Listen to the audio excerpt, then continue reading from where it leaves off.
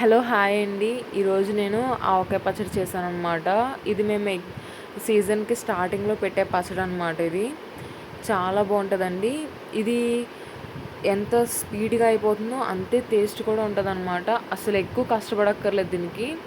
ఇలా చిన్న చిన్న ముక్కల కింద కట్ చేసుకోవాలి. ముక్కలు టెంక్ అనేది యూస్ చేయమన్నమాట మనం ఈ పచ్చడిలో. ఓన్లీ జస్ట్ ముక్కలే. ఈ కారం ఎంతైతే వేసుకుంటామో దానికంటే కొద్దిగా తక్కువ ఆవపిండి వేసుకోవాలన్నమాట. అప్పటికప్పుడు ఆడుకోండి ఫ్రెష్ది. అది చాలా మంచి టేస్ట్ ఇస్తుంది అనమాట. సాల్ట్ కొద్దిగా యాడ్ చేసుకోండి. తక్కువైతే మనం థర్డ్ డే మళ్ళీ మిక్స్ చేసుకునేటప్పుడు కలుపుకోవచ్చు అనమాట. కొద్దిగా మెంతులు, ఎల్లుల్లిపాయలేమో కొద్దిగా దంచి తీసుకోవాలన్నమాట. ఎందుకంటే త్వరగా మగ్గుతాయి. డబ్బాలో కానీ అసలు ముక్కలకు కానీ అసలు చెమ్మ లేకుండా చూసుకోండి. చాలా డ్రైగా ఉండాలన్నమాట. తర్వాత కొద్దిగా ఆయిల్ యాడ్ చేయండి.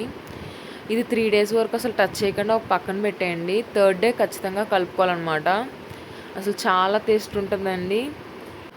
థర్డ్ డే మనం కలుపుకున్నప్పుడు ఏదైనా తక్కువ అయితే యాడ్ చేసుకోవచ్చు అనమాట. నాకు కొద్దిగా కారం తగ్గినట్టు అనిపిస్తే యాడ్ చేసుకున్నాను అనమాట. Thank you for watching.